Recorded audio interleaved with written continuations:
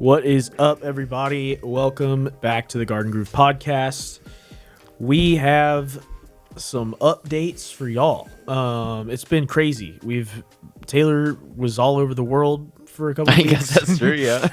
He went on a world tour Didn't play a note, but he was out there.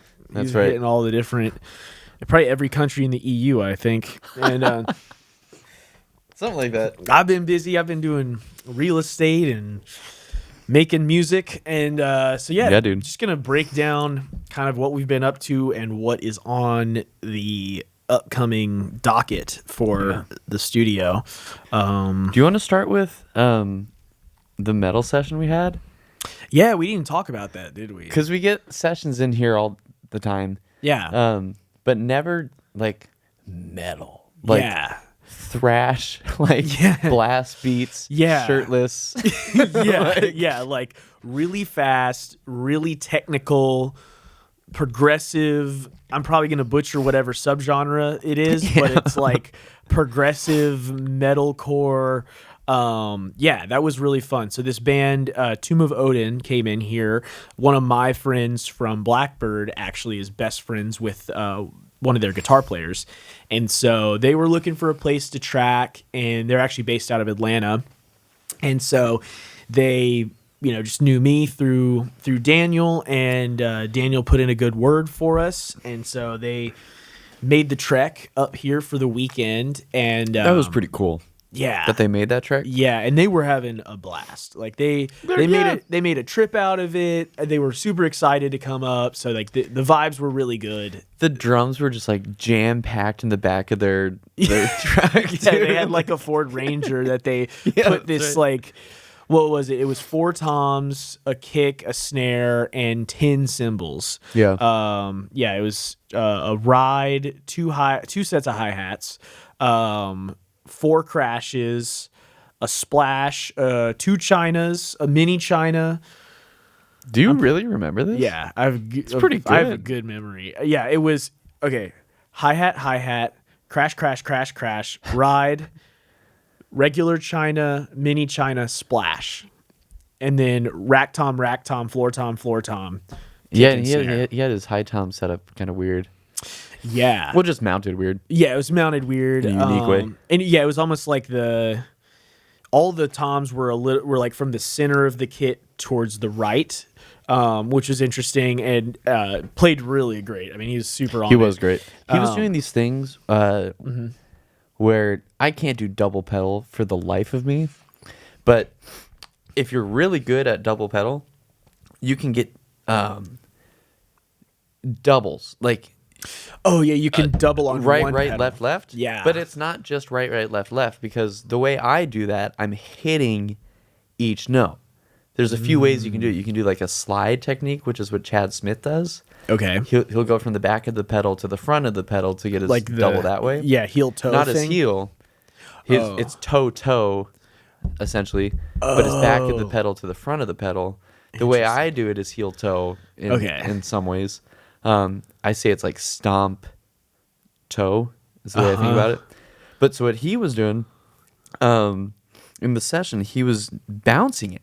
Mm-hmm. I've never seen it like that close. I've never held someone's China stand in place being 2 feet away and seeing it, but it's like he's genuinely bouncing.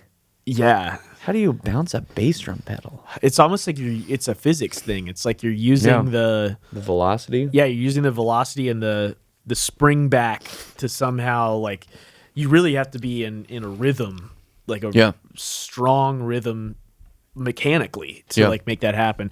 Yeah, it was super cool because I've got plenty of friends that are into metal. I'm kind of a casual listener of metal. If I'm in the mood and it strikes me and I'm like, I want something heavy, I'll listen to some metal here and there, but I'm not like a metalhead. Yeah. I'm in the mood. If I'm in the mood, she's like hear loud screaming and stuff. And I am in that mood sometimes. But I'm not like, super well versed in it. And so it was a fun challenge to record a band like that or record drums for a band like that because it was just something outside of my comfort zone. And yeah, Yeah. And especially it's just funny because in this studio we've worked on all this different stuff and none of it has even come close to that style. And so just to kind of not even close. Yeah, like even the name of the studio, like most metal Garden Groove. Yeah, Garden Groove. Yeah. Come on in. We're chill, man. Like we're just hanging out, we're just grooving. Yeah, like most metal studios that are like for metal are always like Red Iron Productions, or, Red Gun Metal Recording. You know, totally. They always have like these insane names, and we're just like, yeah, we're Garden Groove, man. Come on. You know? But it was so much fun. I mean, they had a blast, and we had a blast, and it was I'll do a little rundown of the microphones that we used. Yeah. We didn't do anything super crazy with the miking, but because it was such a big kit, there were a lot of mics. So it was like 15 mics total. We did a kick in, a kick out, and a sub kick, snare top and bottom, crotch mic, 4 tom mics, stereo overheads, stereo rooms, and then we did a mono room up in that loft up there. That was cool. And that was cool. I liked that because it's kind of a perfect spot to throw another mic if you want to have like a kind of a far away mic, whereas the room mics, like the stereo room mics, were pretty far back from the kit. They were like 8 feet, I think, or so each from the snare, and so you definitely got a lot of room noise. Yeah, but it was, the room is very controlled in here, so it sounded more like it just added some width to the kit, and it added a little bit more I don't know, like realism to it. Like it felt like you're hearing the kit in the room, and then the image, like kind of expanded the image of the kit and gave you a little bit more. And then the mic up there was just truly like a distant mic, and so it just added in a little bit of that extra distance. And then we went after the session. We went to grab food, and they had a friend he rents a space that he practices his live sound mixing in. So he has like a big rig in there of he's got some subs and some mains, and then a big like Midas console, like a digital console, like really nice. And so we went in there, and we totally not sound treated room, and they're live speakers. So we knew we weren't going to be hearing like the mix, but we went in there and we just wanted to hear it loud. And so we went in there and I kind of messed around and got a little rough mix going of the kit, and we were playing it just cranked in there, and it was pretty awesome. That's and cool. Went through and soloed all the mics, and that was really fun because the speakers were so loud that you could. It's just very fitting. Yeah, exactly. It's like it worked for the style of music, and you could solo each mic and just hear it deafeningly loud. Yeah. So that was a lot of fun, and looking forward to hearing what they do with it. They have a. Yeah. Do you know when it's coming out? I don't. I know that they have a mixer, or the guy that mixes for them is a guy in Brazil that they know that. That's right. Yeah, that's right. He I can't remember how he got involved, but they met him somehow, and he played some stuff. I think he played drums on their first EP, but he lives in Brazil, so he couldn't be in like the full-time band. So they just were like, well, you can be our go-to mixing guy. And so now, I don't want to put this on record and make them be on the spot for this, but they said they were coming back. So they were like, we kind of like picking a guy and then just having that be our guy for that thing. So I think most people like that too. Yeah, just like it's people less want consistency, and it's less busy. It's just easier just to work with people that you know. You know what you're gonna pay. You have a rapport built up with them. Yeah. You've got a good working relationship. So I think we're gonna be their tracking guys from now on, and I hope so, because it'll be a lot of fun. It's been cool. I feel like for the most part, I feel like most people have said that, which is cool. Yeah, we have gotten that a lot. I think that.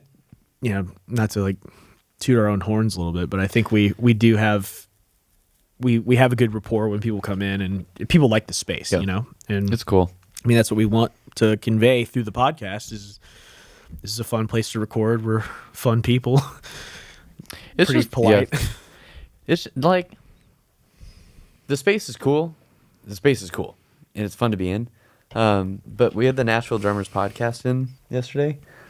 It's not there. It's not there anymore. It's around here somewhere. There's a sign. We put up their drum head that says Nashville Drummers Podcast on it. We both checked to see if we both looked at the wall. We looked like crazy people. But it's so cool to have the space, but it's so cool to be in Nashville. Like the people that they're bringing on the podcast is so cool. The people that we're able to bring on the podcast, it's like it's just such a cool combination of things to be happening. Yeah, at the same time. Yeah, it's cool to. It's fun.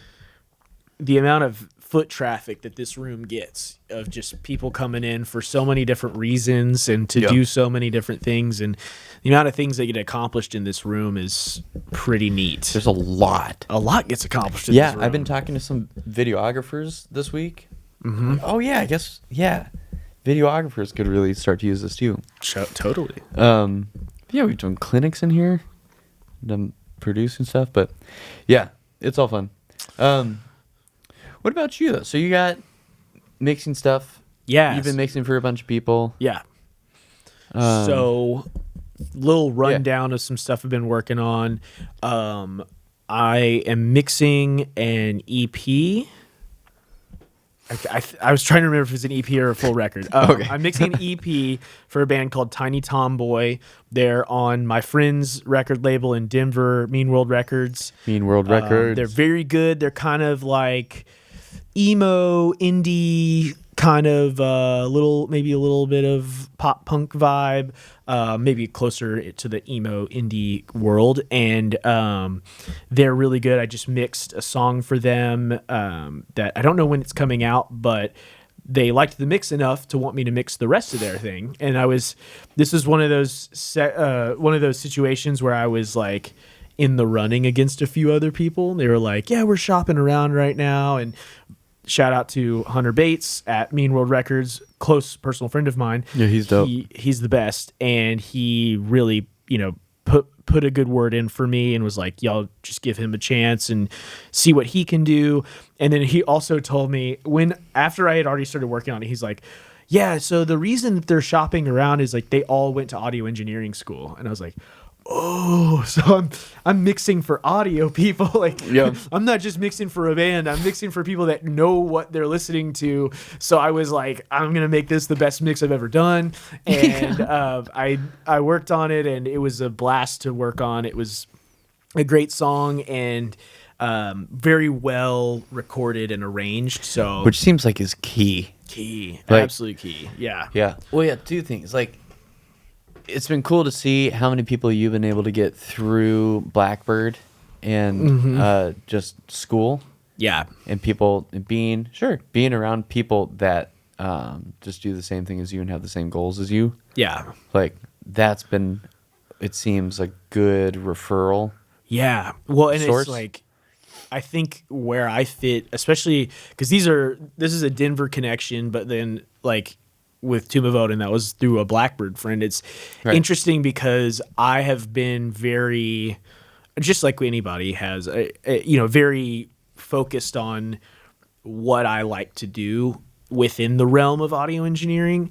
And everyone that I went to Blackbird with has sort of fanned out into different directions, and everyone's found their little niche. You're scattered. Yeah, and I have been kind of the main person out of my little circle that I stay in touch with, who's really put a lot of time and energy into being a mixing engineer. And like, of course, like I always say, I will record, I will mix, I will master, I will play on your record. I'll do it all, but I love mixing. Like, mixing is my favorite by far. It's like putting a puzzle together, and it just like scratches that itch. And so I've been able to kind of turn that into some business, even through avenues where you would normally expect somebody to do it themselves, because other people have specialized in other areas. And I've sort of picked this as like kind of my favorite thing to do, or the thing that I offer to do for people the most, if I'm just trying to throw myself out there, like, hey, I'll mix it for you, and so it's been cool because people have turned around and been like, yeah, you know what, like, why don't you mix it?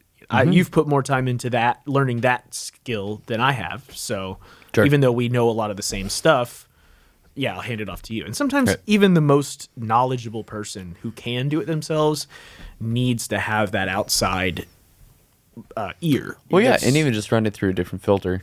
Yeah, totally. There's a lot to that for sure. And that was sort of with Tiny Tomboy. That was what it was. You know, they had been mixing it themselves and just could not figure it out. And so they gave me some references, and the songs that they gave me as references were all songs that are like some of my favorite songs, actually, which is rare. Usually you get a reference and it's some songs you've maybe never heard before, and you're like, okay, let me figure this out and break it down. But when somebody recommends, when they're like, I want it to sound like this song, and it's a song that you've listened to 150 times, you're like, oh, I got you. Totally, yeah. Don't worry. Yeah. We will make that happen. So long story short, sent it off to them. They loved the mix. We had a few little rounds of revisions, got it all taken care of, and we just got the master back. Dope. And the master is sounding great. And I don't know where they got it mastered, so I apologize, but whoever the mastering engineer was fixed everything that I would have fixed. Great. Which is cool. Yeah. Because there was like, that's the whole point. You send out the mix, and then you get the like okay, and you're like, sweet. And then that's the moment that you hear stuff that you're like, I don't know, you know, I would have, man, maybe there's like the kick is like a little too thumpy or something. I have that problem though. Like, it's always after you've said this is done, and then you go. I think it just never ends. No, it never ends. Because that's what mixing is. When you're mixing, you're saying, oh, this part needs to be compressed more. Yeah. This needs more reverb. This needs more high end. This needs less high end. This needs like a little more color to it. Like this needs this. And like it's that over and over and over. And like this needs more high end. Should I do it in this one of 10 ways or this one of 10 ways? And like it's totally a puzzle because you got to figure out which way is the right way to do it. Yeah, and at what stage in the process? Like, should totally. it be an EQ change on the master bus? Right. Should it be an EQ change on the drum bus? Right. Should it be an EQ change on the microphone track itself? Right. You know, there's so many different steps or stages that you can. Yeah. So I was sending my stuff off to Brad, and I'm driving him crazy. I'm absolutely driving him crazy, and I feel so bad because I sent off the mix last week, and Brad is quick and he's good For a moment. No, the Different. More room for two. Oh, yeah, you heard that one. I've heard that one. Yeah. Yeah, it's gonna be out July 5th. July 5th. That's next week. That's next Friday. Yeah, Well, Two from right Fridays. now. Yeah. Oh No, yeah, you're right. Yeah, a week from Friday. Yeah, You're right. And then after that, I'm gonna release every 6 weeks. Nice. And then That's try a to good do a video along with it, like Each one? like the moment video. Yeah. That's a good idea. Every quarter. Every Which quarter. is very corporate of me to say. No, I think that's like a good way to go. I think I just love doing the videos, like when you were here for the moment video. Yeah. Like that stuff is so fun. Yeah. It's controlled. I can mess up 8 times. Just and like keep it's doing good, dude. takes. Let's do it a 10th time. Yeah. But no, so I was sending off the mix to Brad, and part of mastering, Brad will send it back, and this is with every master, and it's not just with me. He'll get this with other clients too, but he'll send a mix back or send a master back, and the client will come back to him and be like, well, the bass is so much louder now or whatever. Like it's a little more muddy than it was before. Like, what'd you do to it? It's like, oh, I just brought it up. Like I just made it more clear what your mix was. Yeah. Like I didn't change. It just revealed something to you. Yeah. I didn't change your mix. Like Yeah. I just changed the balance of everything, and that just made it more clear that your mix is muddy. And so that's been my problem. My problem is with like I can't get a balance out of things. I can't get to a place where I'm happy with like specifically my low end and my reverbs. My reverbs are always there or not there at all. Yeah, it doesn't matter how much you turn the mix up, like or the reverb track, and it just muddies everything up. And maybe that Sonable AI plugin is that was the reverb plugin was the one that I immediately like for myself could see the most usage of, like out of the gate. Like that's something I could pick up and start using tonight on something that I'm working on. I want to try their gate. They have a gate. Dude. My snare drum gate. That is cool.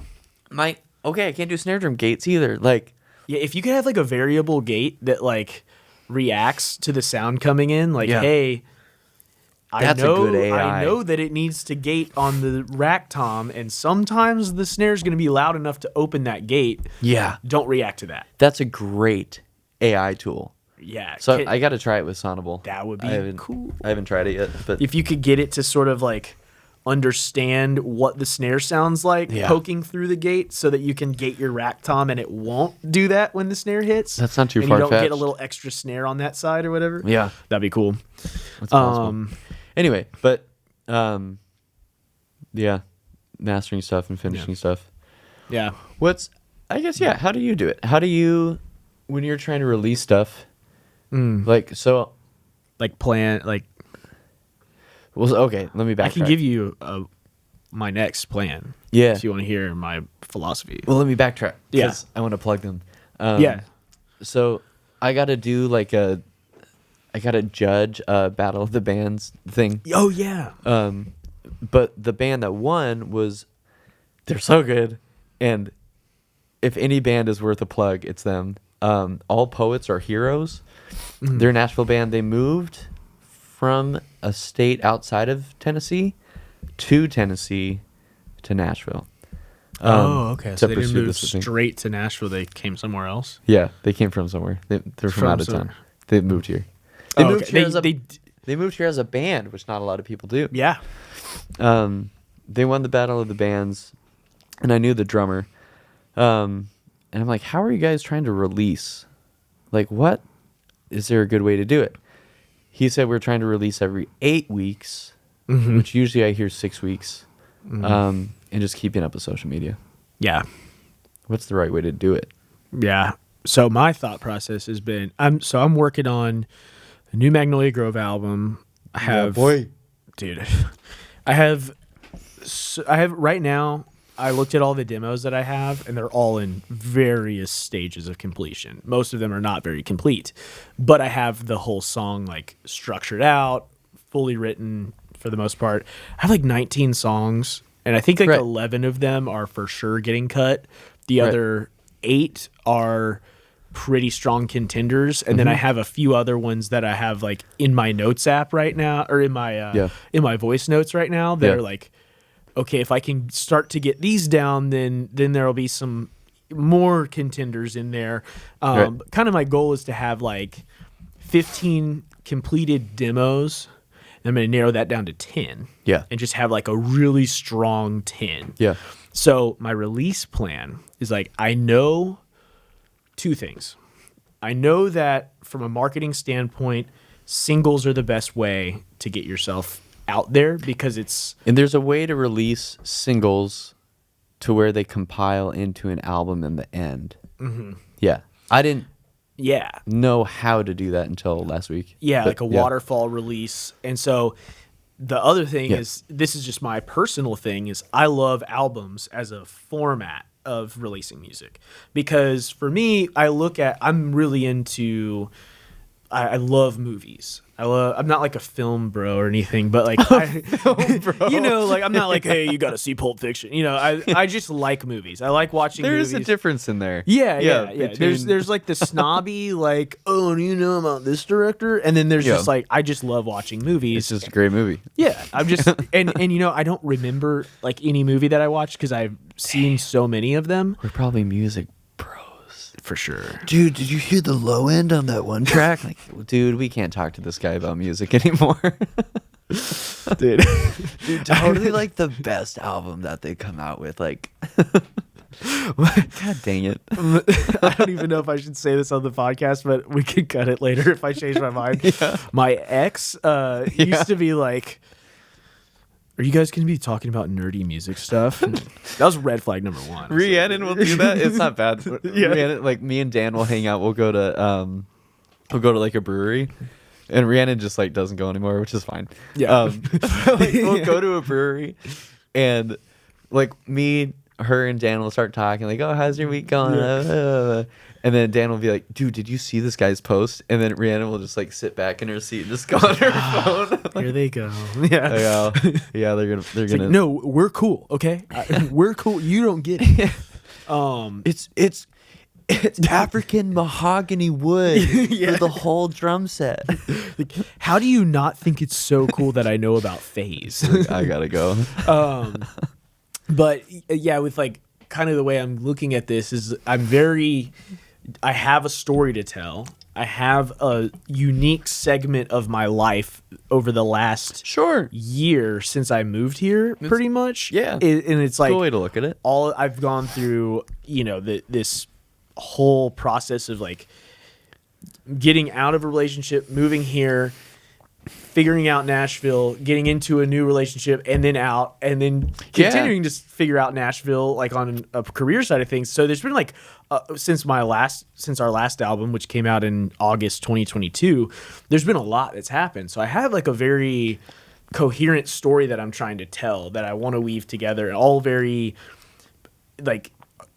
important and big moments and milestones in my life. Yeah. So to me, it's like, man, I feel like I'm cheating myself by not putting that out as a body of work. Yeah. But I also understand, especially because I'm putting together a new lineup for the band. We're going to start playing shows again. We're in a new city. That I need to be on my P's and Q's with the marketing side. So I think what I've landed on is I think I'm going to release half of the album as singles. So 5 singles across maybe 6 months. Yep.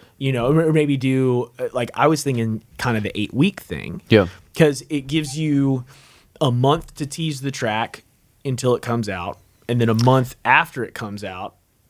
Well, as I'm saying this, I wonder if you should have a lead up period.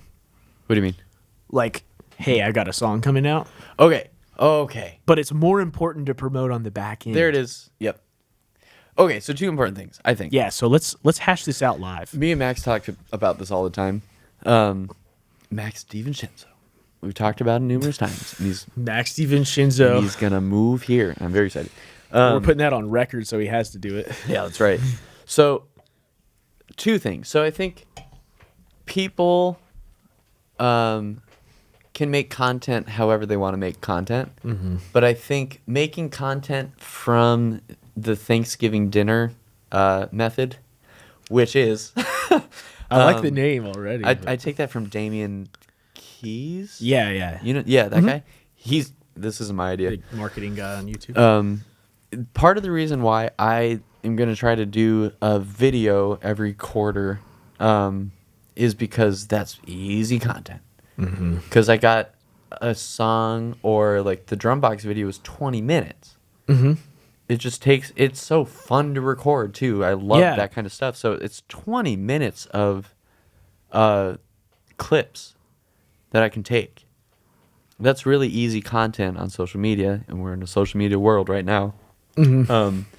And so I think coming from that standpoint, so instead of making videos mainly making videos for Instagram, I think make videos for YouTube and just cut those up.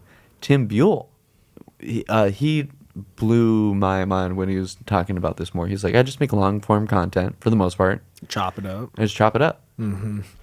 Like, I kind of think long form is really key. Yeah. It's more personal.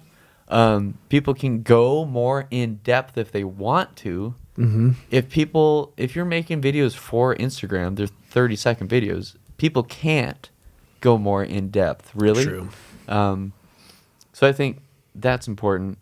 And then I've been seeing a lot of people in Nashville promoting their songs the day it comes out. Mm-hmm. They're like, hey, I got a song that's out right now. Yeah. There was no lead up towards it. Mm-hmm. But once it's out, it's like, yeah, by the way, it's still out. It's 30 seconds later and it's still out. Yeah, well, I mean, we can say this now because it's out, but Jed Harrelson just had Ollie Ollie Oxenfree come out. I love that man. He's such a good song, such a great guy. he played it on the podcast, and he told us, we were like, hey, do you want to plug the release date? We're back. We're live. We're live. Okay. We're back, baby. Folks, we've had a blackout here at the Garden Groove studio. Oh, yeah, you can still kind of see us. Yeah, you can kind of see us in the glow. So we're going to just kind of wrap this up, I guess. Only makes sense. Oh, yeah, I was going to say something that kind of like piggyback on what you were saying. So and I'd love to hear your, I guess you said your release strategy is like I'm really once a quarter. just making that up, though. Yeah. Like, not the 6 weeks thing, but I think until it starts, we're all just kind of making up the plan. You know, it's like, I'm going to do this. And then in 2 weeks, you think of something better. But one thing, just kind of going off what you said about video content, that's one thing I'm going to do this go round is like, not as much the type of video content you were talking about, but I am going to do music videos for a lot of these songs. Yeah. Because we've looked into the sort of cost benefit analysis of doing music videos for things, and it is pretty pricey. And you don't tend. It's pricey. It's pricey. Video is very pricey, and you don't tend to. It's just you're not going to get your return on that necessarily. Yep. However, I realized that there's so many bands that my first exposure to them was via a music video, and it was able to put a visual vibe to the sonic vibe. Yep. And sometimes I feel like, especially with my own music, I'm like, I know how this feels in my head, but the song by itself doesn't fully convey that necessarily. Yep. Maybe I have a song that's a little bit more regular, for lack of a better term, like basic sounding, but I imagine like some really psychedelic effects in a video over it, and it would look. I was gonna say that. Because I play psychedelic rock. Sometimes my songs aren't that psychedelic; they're a little bit more, on the straight and narrow. But with a cool, trippy music video, you could sort of portray that vibe, kind of putting people into a headspace when listening to your music, kind of saying like, "Hey, this is how I want you to feel when you hear this song," or this is the world I'm trying to bring you into. It's like the opposite of a movie, where like the visual comes first and the music accents it. Yeah. The music comes first this time and the visuals accent it. Yeah. So I want to do like 3 or 4 music videos, and then that's great. One other thing, and then I want to hear your kind of thoughts. What I'm going to start doing for the shows is we had this like a few times back in Denver, Liquid Light. I don't know if you know what that is. They take like food coloring and oil, or like paint and oil, and you put it on like a petri dish type thing, and you put that on one of those old school projectors, and you drop the different colors in, and they swirl around, and you have it like it's like water and oil mixing basically. Wow. Yeah, so then you project it onto the band. And it creates these crazy, like, that's dope. Yeah, super trippy. And there's a Liquid Light group here in Nashville that does it. Okay. So I don't know what their prices are, but I'm gonna reach out to them and see if they can do like a photo shoot for us with the new lineup. Yeah. And then maybe not every show. I have to see how much it is, but like for some special occasion shows, I'm definitely gonna be. That'd be really cool. Shelling out some cash to have them come out because I think it'd be sick. It's so expensive though. Like it's all so expensive. Like music videos, to get a videographer. We're lucky we know Mike Jeffries. Yeah. We have a good, fantastic videographer. We're lucky we know him. Does he do music videos? I mean, sure he can. I just didn't know if he. I've never seen an example, but I meant to ask him about that. Very surprised if he did. I'm sure he does. I was going to ask him about that. He's done a lot of live stuff, obviously, and he's done a lot of stuff for Dan too. But the video aspect is just like, that's the thing. Like, if you can find a way to do it affordably, you're pretty set. Yeah. Like Mark Sibelia, the live looper guy. Mm-hmm. You know him? Mm-mm. I'm just acknowledging that. Mm-hmm. Yeah. Mm-hmm. Mm-hmm. Acknowledging that you said his name. I'm listening. He's a live looper here, but he posts like a live looping video just about every day, and he's got a videographer for each one. Wow. How do you afford to do that? Yeah. He's also got a crazy setup, but I think my philosophy is like, for this, I'm biting the bullet on some things and just going, I'm shelling out the money for the art. Yeah. It's like, I'm not going to like go broke trying to pull off some like grand vision, but like where I can and where it makes sense to elevate the art, I'm gonna spend the extra money this go round, because I've been on a shoestring budget every album before this, and now I'm a little bit less of a shoestring budget. Yeah, if you can pull it off in shoestring. Yeah, I'm on like a belt budget instead of a shoestring budget. Great. Yeah. Is that the next thing from a shoestring? I'm on suspender budget. I don't know what the other one would be. I was on a Velcro shoe budget, and now I'm on a shoestring budget.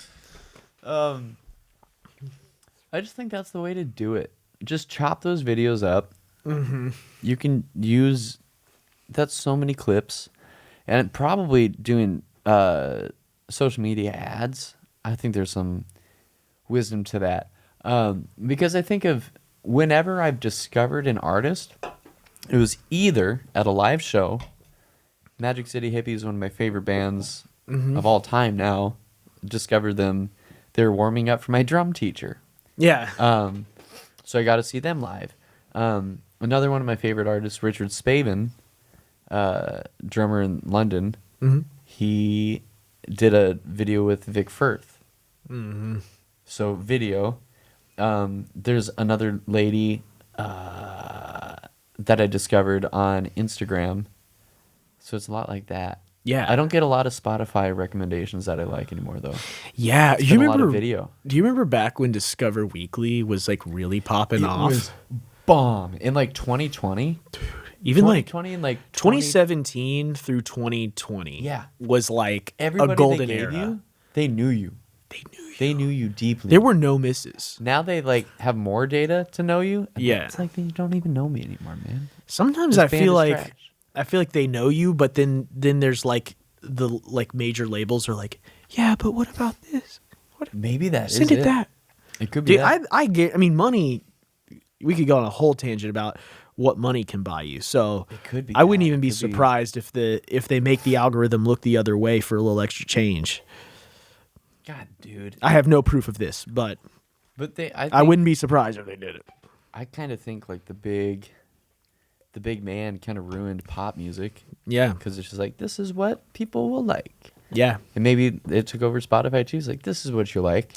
Oh, yeah. I mean, the majors they figured it out pretty quick how to keep making money. But I think the best music, some of the best music comes from people that don't have money.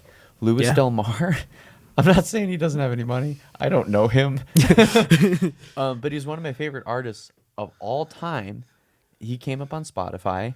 And he's not like a world touring artist, but like the stuff, there's a quote, there's an inspirational Stoic quote in here.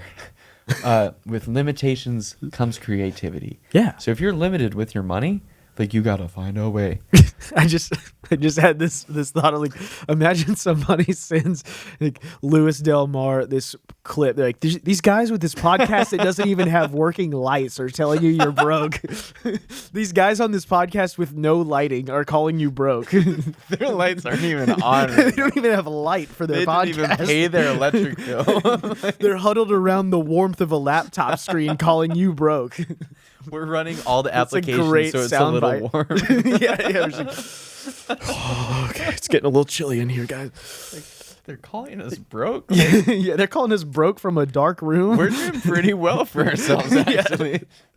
But yeah, to that point, I mean, that's the Jack White philosophy, you know. And I'm very much. I was a student of Jack White as a young musician, and I'm still a big fan. And as I've gotten older and more like I've accumulated more gear and knowledge, I've become, you know, I've kind of drank the Kool-Aid of like, I need more. And I've sometimes really with all these new demos I've been working on, I keep finding myself giving myself roadblocks and being like, well, I can't nail that without this. And I go, yes, you can. Just get it down and then get the next thing down and then do that until it sounds like a song. Then go back and decide what you need to finish it. And if that means going to a studio, great. If that means buying a new piece of gear that's going to really, really change things, okay, great. But get it down first. Right. Have a semblance of a song, then worry about that. Yeah. Because you'll never finish. You'll never finish. And I'm so guilty of it. But so it's some people will make really good music when they're limited with their money, but also like limited with their knowledge. Yeah. Some of my favorite music that I've ever made came from when I knew absolutely nothing about music. And same thing with drumming too. Yeah. When you don't know the rules, so you're just like creating like without limitations. Cool. Yeah. That was me with drumming too. Like before I took a bunch of lessons and played with a bunch of bands, like I would just like make stuff up, and that's when my most creative beats came out. I can't go back to that. I just had like a whoa, dude moment. When you have limitations on your knowledge, you create without limits, bro. Like limits on your knowledge? Dude, when you limit your knowledge, your creativity comes through. Take that to the bank. Brad says that all the time, though. He's like, some of the best music comes from that balance between knowing too much and knowing not enough. Yeah. Jacob Collier and I don't know who the opposite of Jacob Collier is. Jack White. Yeah, in some ways. In some ways. Or Steve Lacy used to just make all his music on his iPhone, like up to his second album. Yeah. It was all recorded to his iPhone. The opposite of Collier is probably a rapper. Yeah. There's a guy there's a guy that's blowing up right now named Laserdim 700. Amazing. If you want a good laugh, like go listen to his stuff. He's like he just got a Nardwuar interview, and he was at like the Lyrical Lemonade. They're big. They have like a big hip hop festival, and he records everything on his phone with his Apple like headset microphone. Wow. And it sounds like it too, but it's like he wouldn't be famous right now if it didn't sound like that. Yeah. Because like if literally like I've listened to his songs, and his songs are pretty out there. If you're like a hip hop head and you're into it, you can probably get into it, but it is pretty out there. But if you I think it's fun. If you listen to it, you can so tell that it was not mixed. It was just recorded just like just like insane. And then but then I was like listening to one of his songs, like this is so crazy, and then I started imagining what would it sound like if he recorded in a real studio. It would ruin it. Like it would literally ruin the song. Yeah, it takes the gimmick out of it. Yeah. Yeah. Well, I mean, how much mileage do you have on a situation like that? I don't know. He just got famous, so we'll see. But there's something about that too. Like how much mileage can you get out of that? Yeah. There's that one rapper. Well, you don't really listen to rap, but there's this one rapper that was like, he was doing this high pitched voice thing where he's like, oh my God. He was rapping like that. I think my roommate back in Boulder listened to that. With no pitch shifting. It was his actual voice. And I think I've heard that crap. Yeah. Like that's literally how he's rapping. And he hasn't really been, doing much just because that it was funny, and it was like people were kind of like, oh, this is kind of catchy, but then after a while you're like, I don't want to listen to this man sound like Alvin and the Chipmunks for an hour straight. I don't want people to know that I listen to this. I'm not going to listen to a whole tape or a whole album of this. There was a podcast that I listened to earlier this year, and I was all in. I listened to them every day. I like recapped all their episodes. I listened to everything, every episode that they ever made. But their thing is they have like it's like in segments, and then all the segments started to kind of be the same. So I stopped listening to it. The longevity wasn't enough like variability to it. There wasn't enough like differentiation between each episode. Yeah, I was like, I know what I'm gonna get, and maybe to too much of a degree, because sometimes like you want to know, like when you listen to the next Death Cab for Cutie album, like you pretty much know what you're gonna get, and that's why you go back, because like if they were like heavy metal If they sounded like Tomb of Odin randomly. Yeah, like what? What is this? Like what? This is what I signed up for. You would think that it got mistakenly uploaded to the wrong Spotify page. That happened to Rush one time. Really? Yeah, someone hacked into Rush's Spotify and uploaded music to Rush. It was like pretty bad. Yeah. But if you were to listen to Death Cab and it was the same song every time, just about, same form, same thing, there wasn't that variability. You'd be like, all right, I'm out. Yeah. So you need that fine line between... These are my sales calls, by the way. It's awful. You're just getting It's every... spam calls. I've been getting a bunch over the past couple of days. We must have all got added to a new list. No, dude, I get like 2 an hour. Oh, God. Anyway. All right, well, live from the dark is Garden Groove. It's literally not raining. It's not. Yeah, it's like sprinkling outside. I don't understand. It must have just hit like a one of the big power converter things or something. Well, yeah, that's what's going on. We got new TJF. We got new Magnolia Grove. A little bit further down the line. New TJF coming quick though. Yep, July 5th. New sessions. We got a session tomorrow with a new band that Session tomorrow. No, Friday. It's Wednesday right now. They're setting up tomorrow though. They're setting up tomorrow. So yeah, we got some new music on the way that we're working on and making ourselves, and some new interviews coming up. I won't drop any names yet, but we've got some stuff in the works. Yeah. We want to make sure it's gonna happen. Yeah. But we got some new interviews coming, so stay tuned for that. Thanks so much for watching. If you made it this far while we've had zero lighting, man, drop an emoji of a cave. Yeah, dude. Drop a goblin emoji if they have it. Hell yeah. Just let us know, sound off. And that is that. Thank you. Nice. Bye.